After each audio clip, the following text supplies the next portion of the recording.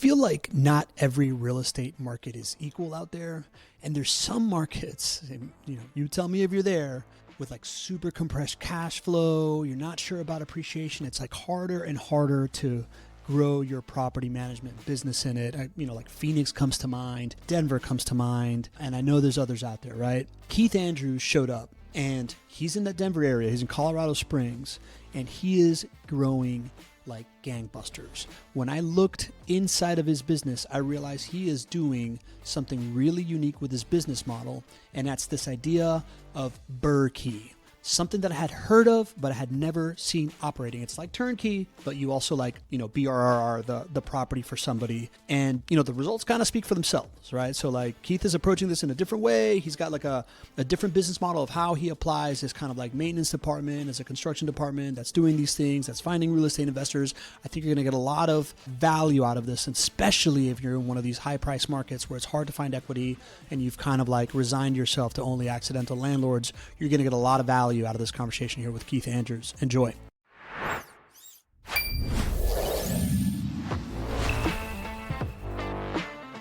Welcome to the Property Management Frame Breakers podcast.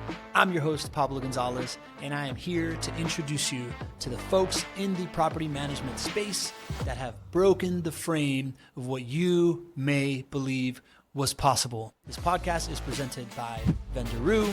It is your all-in-one AI solution for resolving your maintenance needs. Let's go.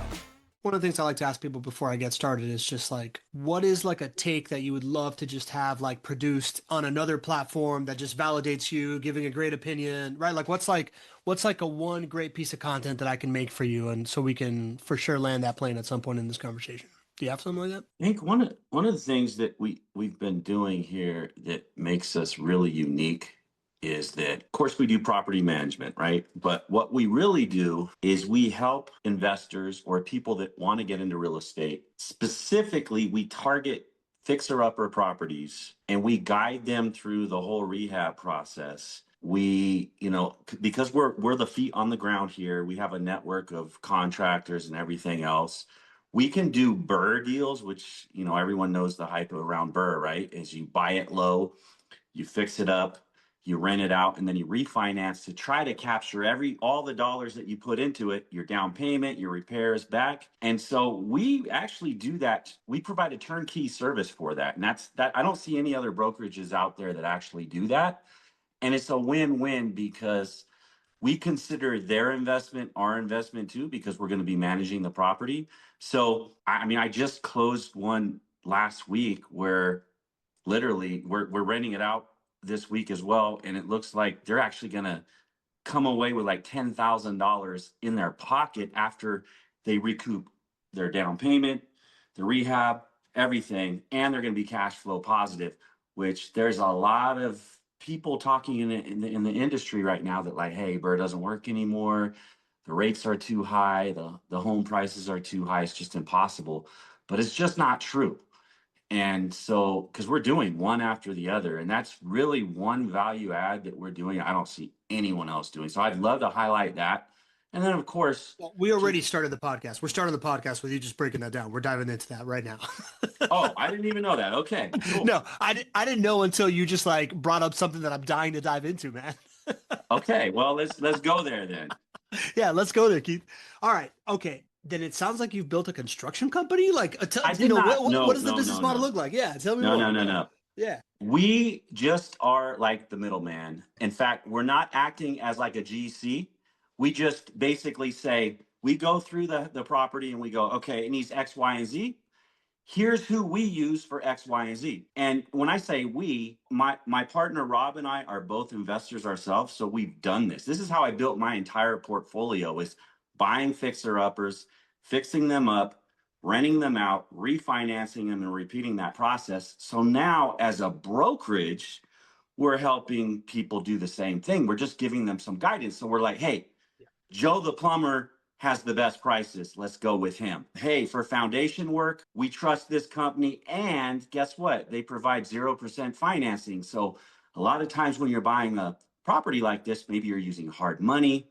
private money, whatever, your holding costs are going to be high. But if you can get 0% financing on the foundation that's going to cost $50,000 to $100,000, that's going to save you a ton in holding costs. So we have relationships like that with a ton of vendors that are out here. So we can basically just say, hey, here's the prices, and we hand them off to our client. They pay for them. We just guide it. And if they're out of state, I'm in there every day with a camera, with my phone, taking videos. Hey, look what they're doing today. This is almost done. Uh-oh, we ran into this other issue. We didn't realize black mold was going to be behind that wall. No worries. This is who we use for mediation. Instead of spending, $20,000 from one of these big, mediation companies, we have this small local outfit that can get the job done for a lot less. Stuff like that. Dude, this is exactly what this podcast is all about, right? It's business models for property managers, right? Like it's such an undifferentiated space when you look at it from like 10,000 feet, but when you look deeper, right? Like there's all these different business models that I think make a big difference, man. And I think what you're talking about right now, me as an investor, I have, right? Like I invest with a turnkey company here in Jacksonville, Florida, and then I'm like house hacking in a duplex where I have two different property managers. And one of the things that most gives me anxiety is for the one that I'm house hacking and I'm not with a turnkey rental property investing company. I'm really worried about the next turn, like who's going to manage that project, like who's going to, right, like who's just going to turn that thing for me. And the Yeah. idea of building out the support of managing turns as a project and then eventually evolving that into, oh, I can actually help you BRRRR, feels like an incremental thing that most property managers could add to their game because you have the network of vendors, which is the number one Yes. thing. It sounds Yes. like you're adding, network of vendors, then go a layer deeper into knowing your vendors and know who has attractive financing and know the pricing, maybe do a little bit of project managing on top, or at least, a GC that you can refer them to. And maybe that's another source of revenue for me. Am I warm here? Is this kind of like how I come No, I'm saying? that's exactly where we're going. That's what we're doing out here. Yeah. And of course, it doesn't just help someone that's rehabbing a home. It helps all the owners that we're managing their property, because when something breaks, we have that deep knowledge of this market here. And believe me, I've gone through every single vendor you can possibly go through. So I've really weeded out the bad ones. And that's what I'm giving to my clients, right? Yeah. That's what our brokerage is giving to our clients. And you are, to just be very, very clear, you are in Colorado Springs. We are. You're in Colorado Springs. This like greater Denver area market has been a bloodbath, if I'm not wrong. And you are out here growing, making money, finding people cash flowing properties in one of the markets that has most rapidly appreciated, that's had the least amount of cash flow, that I'm seeing builders go broke out there. Can you kind of just explain, kind of like the unit economics of like finding cash flow in a market like yours right now? You just Like have to you said, buy. they had 10K in their pocket. Is that 10K because of, is that real cash, or are you talking about like injected appreciation in pocket? No, that's tax free in their pocket. Tell After me more. everything's said and done, they basically walked away with a house for free. Plus, they put an additional $10,000 in their pocket, and now they're cash flowing a couple $100 a month. Explain This that to is me. like, I find these deals left and right. And what's cool is, again, it goes back to I'm sharing in the investment with my clients, because we are ultimately going to manage that property, right? Mhm. So I'm going to profit as rents go up over the next 10, 20 years. We're going to benefit from that, right? So I'm looking for deals. I'm looking for something that, hey, I know for a fact that this one's going to be successful. They're going to get all their money back and they're going to be happy. And guess what they're going to do when they're happy? They're going to tell all their friends about what we're doing for them, and we're going to just grow because of that. Not only are they going to tell their friends, they're going to be like, hey, Keith, I'm ready to buy my next one. Let's go. Yeah. Like once you, that's what I've noticed too, man. It's like once you make, every American wants to be in real estate. They just have an idea, which is a true idea, that it's hard and it's unpredictable. And if you can find a way to put them in the asset class that everybody has been brought up to dream to own, they know that it's, like the investor class of like all the millionaires and the millionaires next door and all this type of stuff. If you can show them one time that you can take the pain away, I would imagine that you probably will age out to have like an average of like 3.5 to 4 properties average per client because people No, cash out refi and do that stuff. we're already we're already seeing that. Like Yeah. literally, Yeah. our average owner owns 3 properties. Yeah. And that's across the entire portfolio. And those, and we didn't start with all 3. We started with 1. They're like, oh wow, this was successful. Let's do it again. And now these aren't all these bird type rehabs. We've done turnkey ones as well. I mean, we have cash investors that go, hey, I just want to dump my cash into something, find me something good. And we do, and they're happy with it, and they're happy with how we respond to maintenance issues, how we communicate, everything that they go, hey, we have some more cash we want to dump. So we get those kinds of customers as well. Yeah, yeah, that makes sense. All right, tell me about the business model itself, Keith. What does the company look like?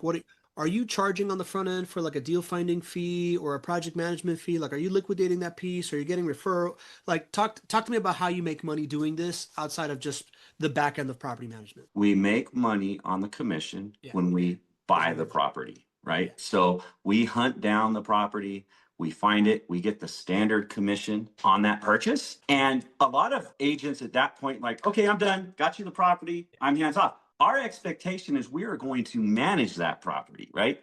So we work with them to ensure that if they're doing a rehab, or maybe it's not even rehab, maybe they just want to get it prepped for the move in, right? There's some things, screens that need to be put on, whatever it is. We'll help them through that process and then place that tenant for them. And then after that, we're getting, 10% of their monthly rent. And that's basically it. I mean, it's a really good deal. If you're a new investor and you're like, hey, I want to do this, but I'm a little scared and you need some guidance, we're definitely the team to do it.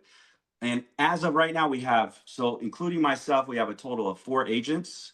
We're all Army veterans, which is pretty unique out here. Well, it's not unique because we're in a military town, and we service the military community and vet community. So we work with a lot of active duty folks. Maybe they bought their primary residence here and then they got orders to go somewhere else.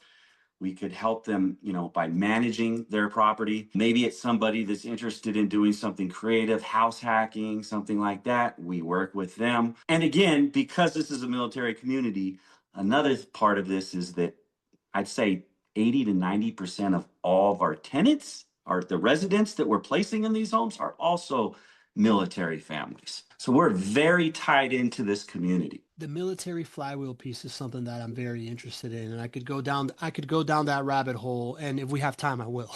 Okay. But talk me through. Okay, so you sell them the home. Yes. When it comes time to, well, how are you finding these deals? Like, how are you finding the deals that you're bringing to these investors, or like, is it off-market deals because of like people whose homes you've managed and they want to get out? Sometimes. Like, tell me more.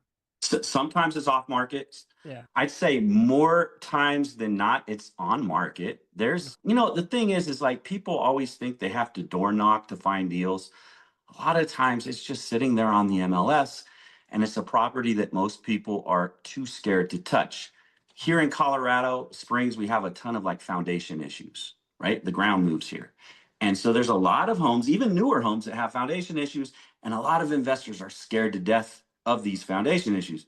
I'm not. I absolutely love them because there's a huge opportunity there. Once you fix that foundation, there's companies here that will do the foundation work and they have lifetime guarantees on it. So if it shifts anymore, guess what? They're coming down there and they're fixing it. So it gives you that peace of mind. Foundation's not going anywhere. It may cost $100,000 to fix, but that's great because I can go to the seller and get 100,000 plus discount on the property, knowing that, hey, we're going to get this foundation fixed. In a lot of cases, after that, it's just maybe cosmetics. Maybe it's a beautiful home. It just has something that's scaring most investors away. So we go after that deal, but we got to make sure it makes sense too, right? So I have a BRRRR calculator that I created that I share with my clients. And basically, sometimes they give me a property. They're like, hey, I found this property. What do you think of this? And I push it through my BRRRR calculator based on what I think things are going to cost to fix them. I'm like, no, this isn't a good deal, or it is a good deal. But in the background, I'm going through the MLS every morning and I'm running through every single property and being like, oh, this one looks like an opportunity. I look at what the ARV would be. I look at, hey, why is this house being sold for 100K less? Something's wrong with it. Let me dig deeper. And I can also negotiate, right? maybe it's $100,000 less because it needs $100,000 in foundation work. Well, I'll go in there and I'll get that price down $200,000. So we have that room to successfully pull off a BRRRR, right? Yeah. And that's my goal. Is if I want my client to have 10% or less stuck in the deal. Less is what I'm going for, but worst case, when can you buy an investment property with 10% down? You can't. But if you do the BRRRR method, even if the numbers aren't perfect, maybe you do have to leave a little money in there. If you can leave it in there, if it's only 10% that you're putting down, that's a steal. Yeah. Yeah. I love that, man. So I guess I'm starting to get a little bit of like an insight into your org chart, right? Like you said, you have 4 agents. I find this to be true with a lot of people that are great at acquisitions. They have like one thing that they do religiously that is kind of like at the center of like the flywheel of acquisitions. Like I knew a guy here that was like he's just like the guy that knows the auction every single week. He knows everything about the auction that happens every single week. Yeah, Sounds yeah, like you're like a MLS in the morning junkie. You like to run yes, things through the thing. That's your ritual. I'm it sure is. that once you start there, other things start to come in on the acquisition side. But like as long as you have like this one like thing that you're passionate about that you never miss, starts to drive that. So it sounds like you're the one sourcing the deals. What I else? am. What other things do people on your team do? We have one guy that's focused just on multifamily, right? Like he's a big multifamily investor himself, small Yeah. multifamily. And so he's working with people house hacking, like maybe buying a fourplex, living in one unit, renting the out, showing them the ropes. Hey, you can manage this thing yourself or we can manage it for you. So you have that option. We have another guy that is more into like the short-term, mid-term space. So Okay. when he's looking at deals, see, that's the other thing. Like short term, I try to stay away from that, right? Like I only will touch midterm personally, and I actually recommend, if an investor comes to me and goes, "Hey, I want to buy a short term rental," I'm like, that market is pretty saturated out here, and the rules are changing. Have you thought about midterm?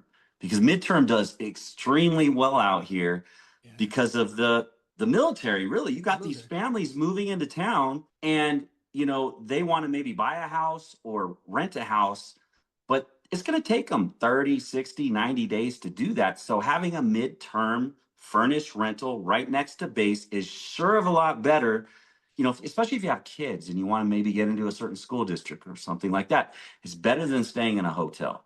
So we tap into that. And because we're all veterans, we're like on and off the bases every single day. We could put flyers up in the housing department, stuff like Mhm. that. So we are really plugged in to who's out there looking. And that's how we're able to, like, honestly, I'm looking at these houses. If you go on Zillow, you can look at like tons of rentals right now throughout Colorado Springs. And you look and you're like, man, this one's been listed for 60, 90 days. And you got to, and by these big property management companies. And I'm like, man, I feel so bad for these property owners. What's going on? Why are they just not responding fast enough? Because there's plenty of people that need housing here.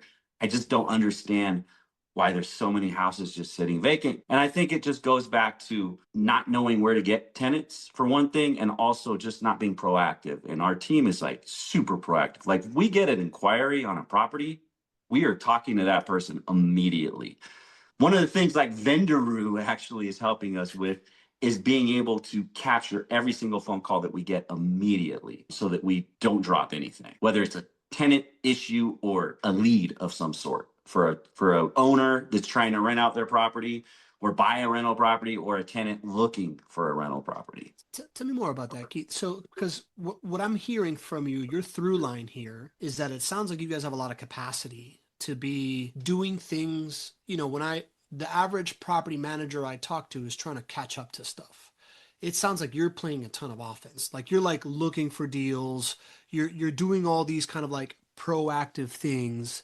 How does that work? Like how are you like how many doors are you guys managing? Who's doing what? Is it a tech stack play that allows you to be so proactive? Give me a little bit more purview into that. Well, I'll tell you, I mean, we're right at 50, almost 50 doors right now, Hmm. and we're growing like crazy. And initially we were pushing people back going, hey, we can't take on anymore. Like when we were around the 30 doors or so, and when I say doors, like 99% of our portfolio is single family homes. Okay. So they're actually spread out all over the place. And when we had about 30 doors, we were drowning because of maintenance issues. Like it was like some weeks would be cool.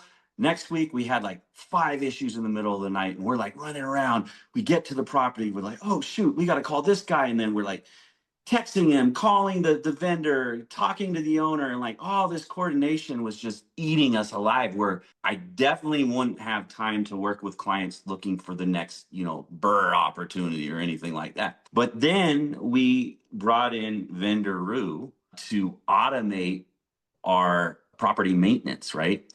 And it's been a life changer, a game changer, because all those little conversations that we had to have with the vendor, with the owner, getting their permission to go ahead and, pay this vendor, and all these different things. Vendoroo has taken that completely off of our plate. So now we just like wake up in the morning, go, oh, damn, we had 5 maintenance issues last night. Oh, and vendors are already on their way there. We didn't do anything. Definitely a game changer. And now we're like, okay, bring them all on. We're ready to double our doors, triple our doors. I love hearing that, because to me it's like that is really that's the thing that we really take a lot of pride in solving for, this idea of like growth without growing pains. And this feeling of, as a business owner, you go out and you land new clients, the stress of like, can I fulfill on the back end is the downside to what should be a like momentous occasion, right? Like, and Yes, yes. for you guys to be able to take you have found a niche business model that differentiates you from the competition, man. That's the hard thing to It is. do, It is. like, and now Yeah. that you've got that, to be able to take the governor off and go like, see the fruits of your like implementation brilliance is like, I have goosebumps, like you saying that to me, man. That's really awesome. Did you have a ton of like really good processes already in place? Like, it sounds like you guys as a small outfit, I would have foreseen a lot of growing pains of just kind of like right sizing that whole piece of it. Or tell me a little bit about kind of like the journey of getting it right to the point where you feel this confident in it. Well, when we first started Alpha Zulu, I mean, we did it with the sole intention of property management, right? We're going to continue to help, investors buy rental properties here or sell rental properties here, but the main thing was property management. And I had already built a quite extensive vendor list of just because of my own. I have 12 rentals here in the Springs that I own personally, and so throughout the years, I've like crossed people off, added people to this list, and it was literally an Excel sheet with their number and their email address. And oftentimes, I'd work with the client and they'd be like, hey, who should I call for this? And I'd be like, oh, here, just take my list. This is my updated, vendor list. But then I started having like a lot of these managing landlords that were out there just constantly calling me for help. And they're like, dude, could you just please manage my property? And so finally, like my partner and I broke down and we're like, let's just create a property management company and do this, because there's a huge opportunity here and we have the contacts. We can do this. But the only thing that was really holding us back was like, man, I really don't like dealing with tenants and toilets, and I'm already dealing with my own 12 tenants and toilet, tenants, right? So that was really like the blocking part. But my partner was like, I'm gonna help you out and we'll grow. And I'm like, okay, let's do it. But then, like I said, once we got to about 30 doors, that's where we're like, man, what did we get ourselves into? This is just like nonstop. Like I'm on vacation and a basement's getting flooded out. And I'm like, damn. So once we plugged in Vendoroo, literally, we did have to put a lot of processes that we didn't have in place because we had to train the brain, right? Train Vendoroo like, hey, this is what to do in this situation. This is what to do in this situation. It's nowhere near perfect. But the great thing about this is like, if we were to hire a property maintenance coordinator or something like that, and they left, like all the knowledge would leave with that person. But the cool thing about this is like it's constantly learning and getting better and better. And it's like an employee for life that has that knowledge that will never leave, right? So it's just like, and whenever there's a new situation, it learns, we learn, and we make sure that next time this is what you do. Like, for example, this just happened this weekend. We had water in the basement, right? Tenant didn't know where it was coming from. Ended up being the water heater. We had a plumber go out there, replace the water heater. Everything was good. The pilot light kept blowing out though for some reason. And the tenant was like, hey, I can't even keep this thing lit. What's going on? This thing's brand new. And so she filed another work order, and, Vendoroo immediately went through the whole process to figure out like what the problem is, troubleshot, and then ended up like reaching back out to the plumber. But we learned like, hey, if it's a problem that was already addressed and it's like a continuation of that problem, don't go through all the troubleshooting again. Go straight to the vendor. So that's something that now, moving forward, that will always be in place. But that first time, it had to learn like, okay, what to do. If it's a reoccurring issue or something like that, reach out to the vendor that last was there first before you do any type of troubleshooting. It's just because it's annoying, right, for the tenant to have to go, yes, I've done that. But yeah, so that's like the processes we didn't have, to go back to your original question, we didn't have all the processes, but Vendoroo actually forced us to, which is kind of awesome, right? Yeah, we call that the mirror phase, right? Like it's like this moment where now that there's no more, if you have an employee there, there's a certain level of like shame that comes with like asking a question, like, or not knowing. Whereas like when the AI is doing this, it's such like a matter of fact thing that it'll always just kind of like allow you to see what the gap is and continue to fill it.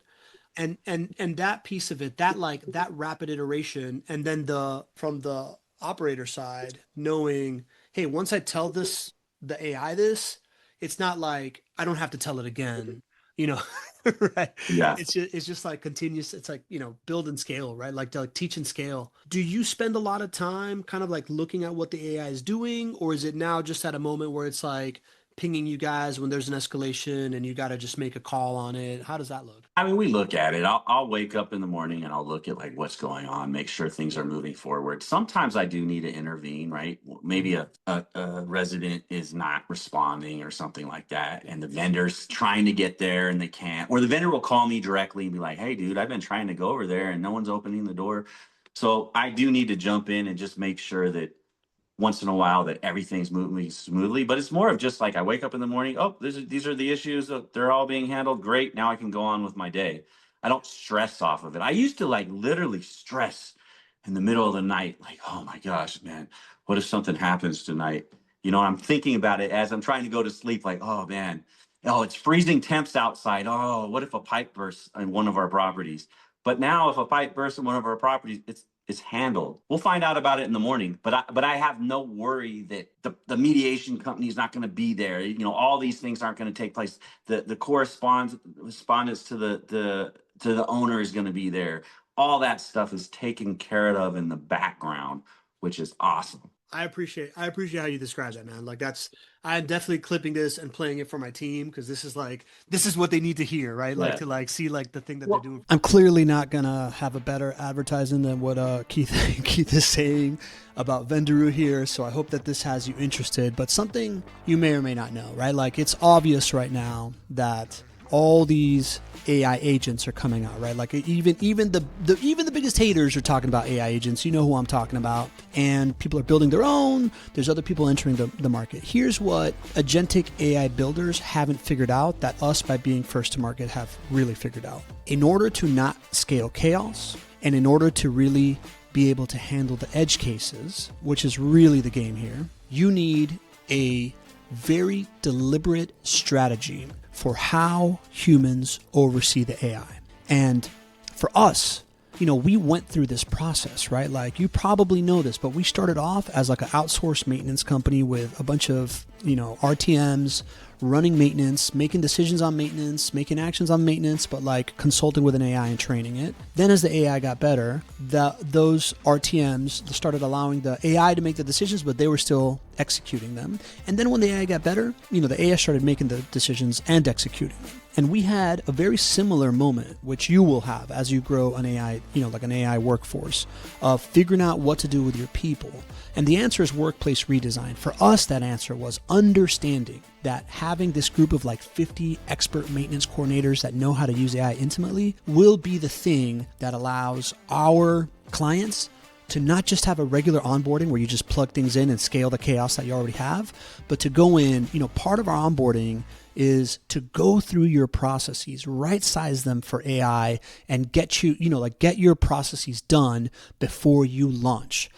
People feel like they haven't launched yet, but it's because they have this like free consulting piece that's right sizing their process. So if you are looking for, growing an agentic AI operation and you want the support of people that have been there already and a human team that will help you right size your process before you automate chaos and then be there to solve for the edge cases and right size your operation as it goes, go to vendoroo.ai. Give it a shot. Sorry this was such a long ad read, but it's a super important concept now that everybody is jumping into this thing. Enjoy the rest of this conversation. The other thing that I was like, we were so blown away by was the little things that in the past, we may have sent someone out there for no reason when there's some of the troubleshooting that is done through the text messages exchanges. Like, for example, a garbage disposal stopped working and the AI asks half the time the resident has no idea. They think they're talking to a real person.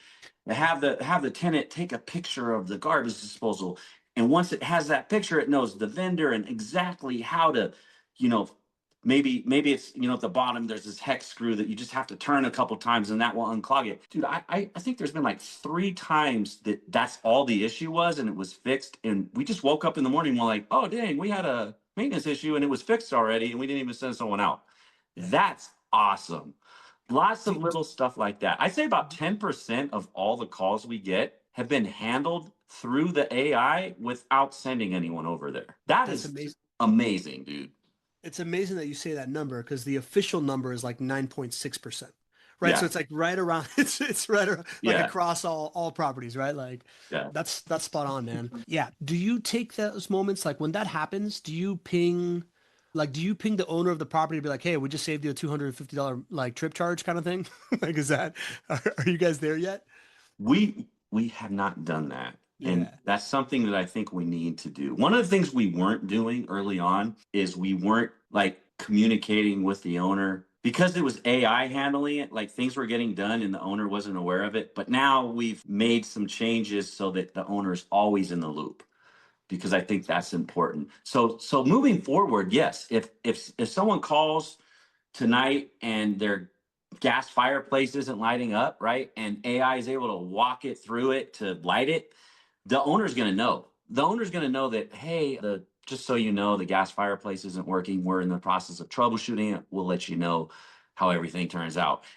And so they are updated, and they've been impressed. Like a lot of our owners were like, wow, I'm just really appreciated how fast you guys jump on these maintenance issues. The last property management company we had, like it would take weeks to get anything done. And you guys are just right on top of it. So Vendoroo has been making us look better than we are, I appreciate everything you're saying, man. Tell me how you guys arrived at this model. It sounds like you're a real estate investor first. Yes. That then went and got his license, but you didn't get your license to become a realtor. No. You got your license to become a property manager, and then you're an agent as part of the Flywheel piece. Is that kind of like how you built this? No. So I got my real estate license initially because I'm like, hey, I want access to the MLS. I want to be able to use my commission to negotiate the price down or to my advantage to acquiring more rental properties. That was why I originally got it, was literally for myself, so I could write contracts myself. And what ended up happening was in 2022, I quit because I used to have like a corporate job and everything else. I quit my corporate job because I had enough cash flow from my rental properties that it basically replaced my paycheck. And so I had a lot of friends at that point come to me and be like, dude, how did you quit your job? Like you built this portfolio and like you were doing it on as a side hustle. Like, how did you do it? And I'm like, well, dude, I can help you out. I have my real estate license. You want to get a rental here? I can help you. And that's kind of how it started. And then I had one client that I helped buy a rental property that is now my partner, Rob, that was like, hey, we should just start our own property management company. You've helped me. You're helping a ton of people here in the Springs. You have this vendor list. I call you every day for a new vendor. Like, why don't we just put this thing together? I'll help you. And that's where we're like, okay, because in Colorado, you have to have a real estate license to manage properties. So that is a requirement, which I already have the license. I needed to become a real estate broker, right? So I had to get well, I was a broker, but I had to get my managing broker license basically to start my own brokerage and employ other brokers under me. Yeah. That makes sense. So then you started this. From what I understand from you, you've also just been educating on like how to invest in real estate, right? Like you have a book, you've got like the whole like Yeah. infrastructure. You got like a podcast on how to invest in real estate. You got a book on all of this. Tell me a little bit about like the real estate investor educator piece of this thing as part of the business. Well, that's the part that I enjoy the most is just talking. I love real estate. It's been a game changer in my life. And, real estate is the biggest builder of wealth in America. It always has been. It always will be. Sure, the market will have little dips, but it's a mountain and you're climbing higher and higher. The values are going higher and higher and higher. So I started a podcast shortly after I quit my job. I started the podcast because I just like talking about real estate and I thought it'd be fun. What else am I going to do with my day? And so that's basically why I started it. And then I wrote a book too, which is going to be coming out this year. In fact, I'm going through hopefully with the last pass of the edit with the publisher right now to get this thing on the shelves. It's called And 10. you pitched a book and got a publisher. Like I did. this isn't like me who just like self-publishes, orders how many ever No, copies I need to like take. no. Yeah. That I find that super interesting. Well, it actually is crazy because it started out with a memoir of my whole life, and I had literally one chapter about real estate. And I started shopping it with agents.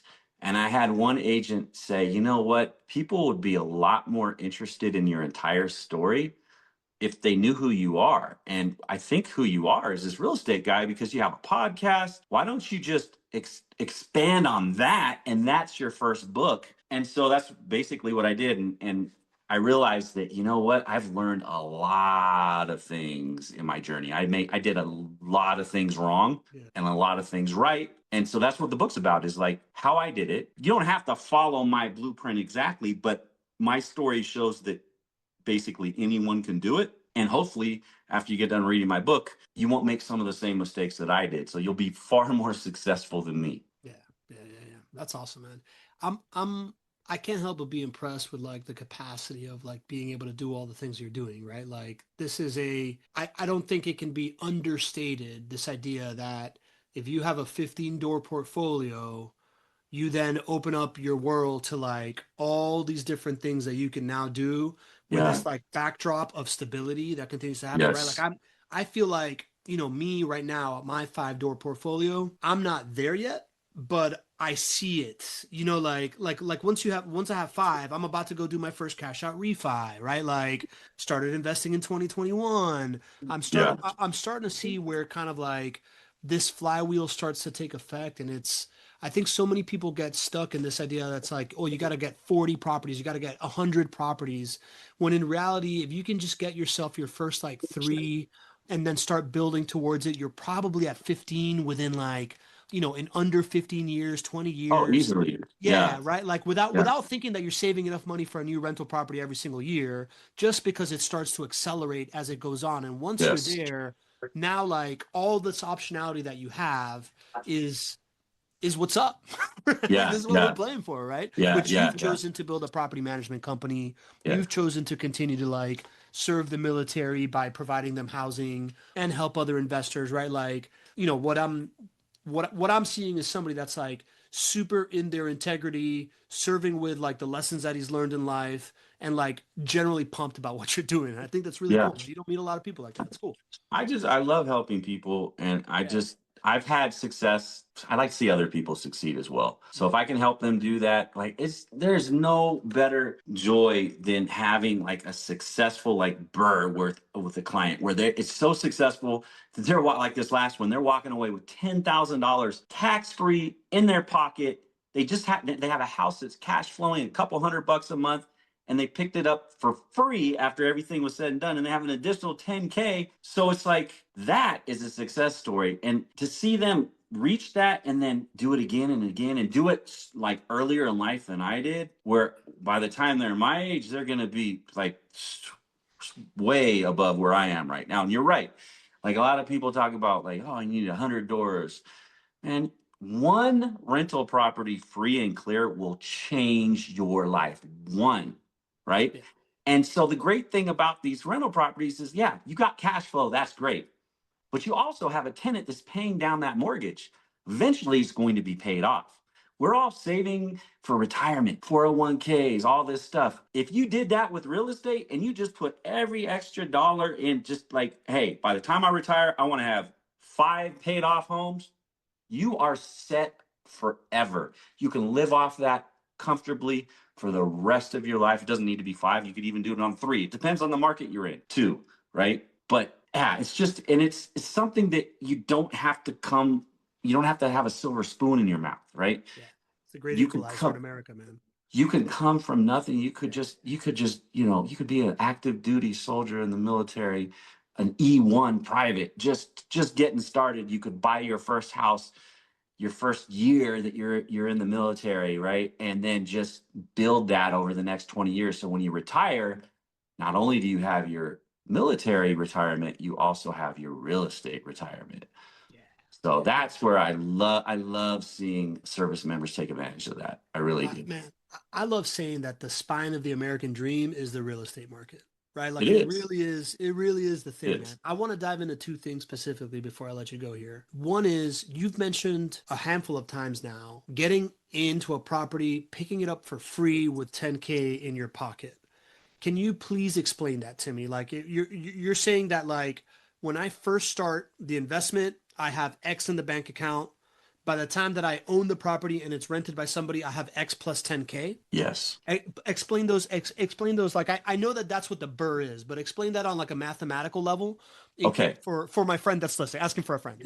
Okay. So I'll take this latest example that I just helped someone with. The house was listed on the market for 325. Okay. We locked it up for 325. Then we went in, I brought in all my vendors to quote everything out, find out exactly what's going. It had a foundation issue, right? I found out exactly what was going out down with the foundation, exactly how much it was going to cost to fix, put all the quotes together, right? And I also went to, like, not Joe the plumber. I went with the big plumbing company to get a plumbing quote. I went to the more expensive foundation people to get a foundation quote. So I get all these quotes put together, and then I look at, oh wow, it's going to cost $120,000 to basically make this house beautiful. So I went back to the seller's agent. And I'm like, look, here's all the quotes we had. Did you know the sewer line needs to be replaced?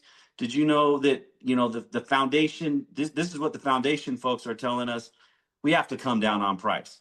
So we whittled that down to 265. So we're getting this property now for 265. Guess what? 2 doors down, the exact same model house just sold for 435. Okay. So we closed on the property, 265. The clients that I was working with, they used a hard money lender, right? So the hard money lender funded 90% of the purchase and 100% of the construction. Okay.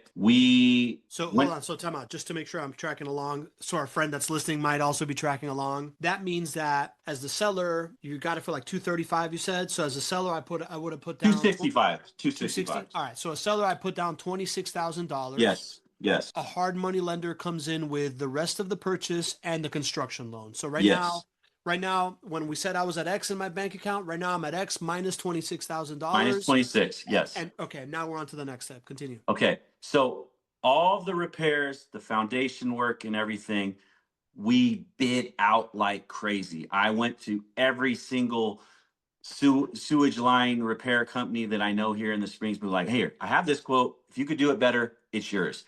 Got it all the price down, crunched it down, ended up being $52,000 for everything. That included sewer line repair, foundation repair, cosmetic stuff, paint, flooring, little things like that. $52,000 was the total repairs that were needed. They did have a hard money lender, but because the foundation company also offers financing, they chose to go that route. So they didn't need to borrow as much money from the private money lender, so they saved money there. We got it all done in 1 month, fixed up the entire house in 1 month and made it rent ready. Okay. And rented it out and for $2,600 a month, this particular property, and then refinanced the house. They found a DSCR lender that would do 5.25. The rates have gone up a little bit right now, but maybe next week they'll be down a little bit. But we found a DSCR lender at 5.25% interest rate, and they were able to do a 75% cash out refinance at the full value of $435,000. So when you do that and you do the math on that, they have, after the private money or the hard money lenders paid off, Yep. the loan to get the foundation fix is paid off, and all the other little things, they end up getting $10,000 back when they do that refi. Cash, after everything is paid off. And it's cash flowing $200 a month. It's like $190 something a month. So it's essentially picking up, I mean, the rate of return on that is incalculable. Like you basically just lay out 26 grand for, call it 60 days, to get back 36 grand and a and a property and $200 a month in your pocket. Yes. And not to mention, you own you have 25% equity in that property after everything's said and done. Yeah. So you have equity, you have cash flow, and you have $10,000 extra. Now you're ready to do it again because you got all your money back. You paid off the hard money lender. The hard money lender's like, hey, that was quick and successful. We'll lend to you again at a lower rate, right? Mm-hmm. That's how this business works. And you in that deal, you're making the commission for. I made the commission on the sale. On the sale, so which is 365 minus buyer credits, right? Like it's still sold at 365, or does it say that it's still sold at? There was no buyer credit in this case. It's sold for 265.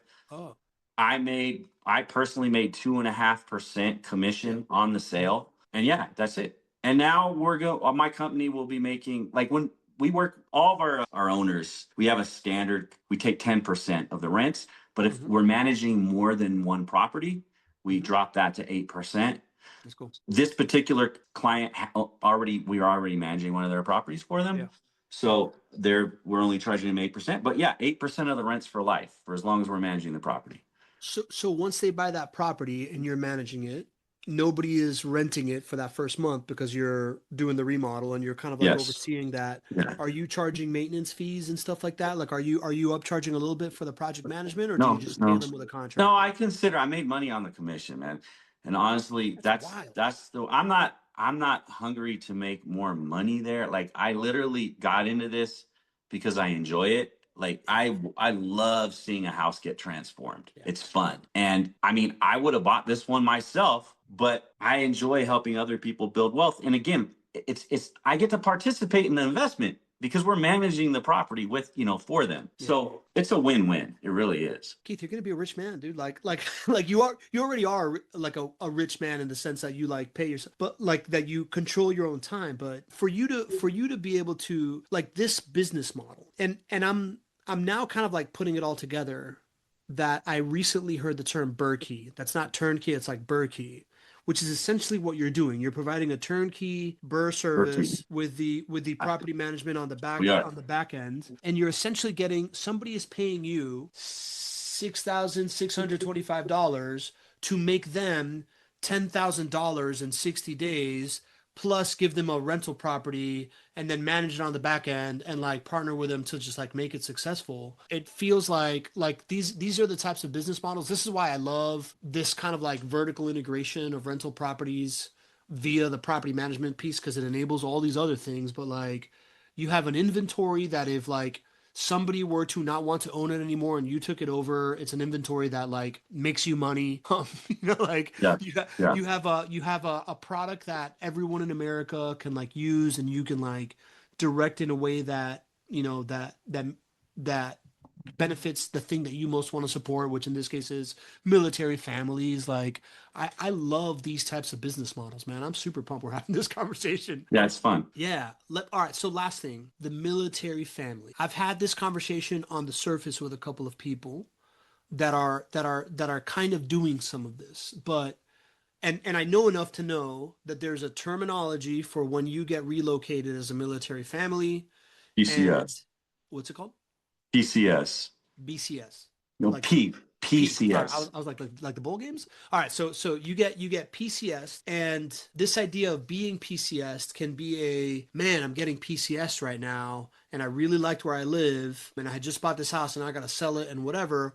Or if I'm somebody that's young in the military, I can be thinking every time I'm PCSing here, this is an opportunity to build my retirement portfolio for when I get out of the military. Um, Yes. talk me through how you would explain that to like a young cadet that's out there doing this kind of thing. I would basically say, like, look, you own a house right now, right next to a military base. There are plenty of families, single soldiers, everything, airmen, whatever, continuously moving here. They're not all going to buy. They need a place to live. The military is paying for their basic allowance for housing every month. Why not rent this out to them and we can help you do that? That way you can start building wealth, because guess what's going to happen over time? Rents are going to go up, right? The property value is going to go up. So you continue on with your military career. Now you're going to have that mortgage paid plus a couple $100, hopefully, if depending on when you bought it, a couple hundred extra dollars in your month. You're going to have a tax write-off, which that's a whole nother topic altogether, right? That's going to offset your military income as you make more and more money, right?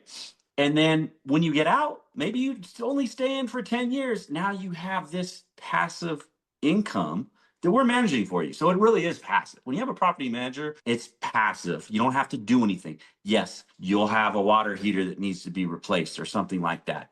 So you have to plan for those moments. But between the tax benefits that you're getting, the mortgage that's being paid down, the principal balance is being paid down by a tenant, and just the appreciation, like, you're going to be light years ahead of your peers.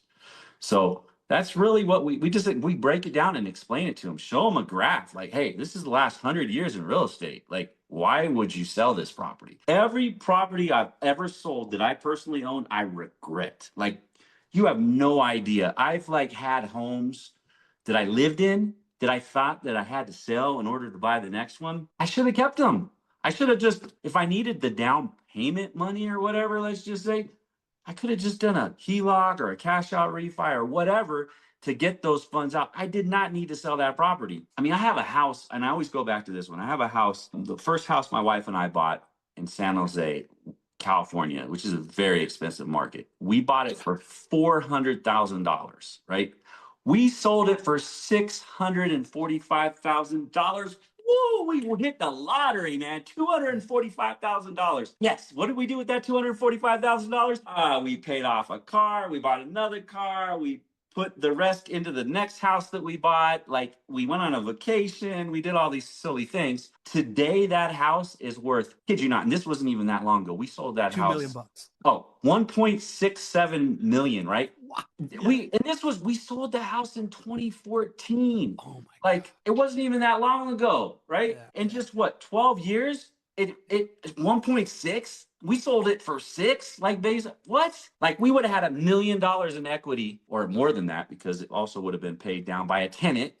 Yeah. I kick myself in the head on that one all the time. And you know, the only reason, like, we even kind of like thought about it for a second, like, oh, what if we rent out this house? Oh, but then we wouldn't have the money to pay off this car and all this thing. And it was like, and also rents. At that time, rents, we would have lost $100 a month, you know? Mm-hmm.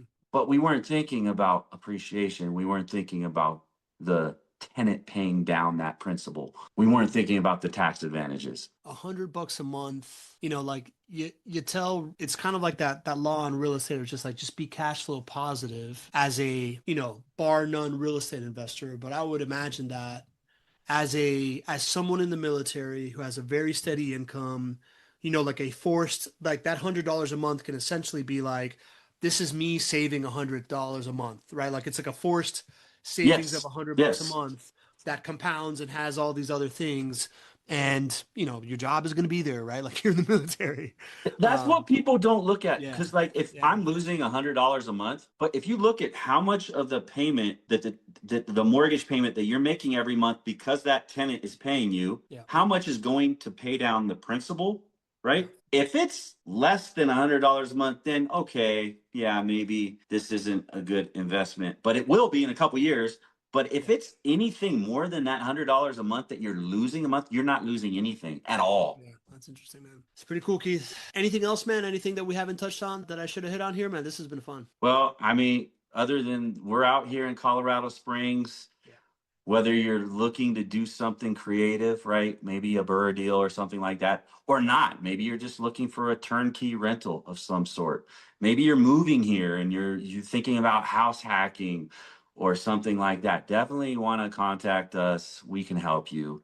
Again, there's 4 of us. We're all Army veterans. We're very plugged into the military community out here, and we'd love to help you out. Dude, like I said a little bit earlier, man, like the ability to get to talk to someone who is like so in flow from the way that you earn your income, the way that you serve others, the impact you get to make, and how you get to live your life. Feel it sounds like you've got like a great lifestyle, man. It's very inspirational to get to talk to you and see you have those pieces like so well dialed in. I'm super pumped that you're a Vendoroo client and we get to do more of this type of stuff together. And thanks for doing this, man. This was awesome. You're welcome. It was fun. Thank you.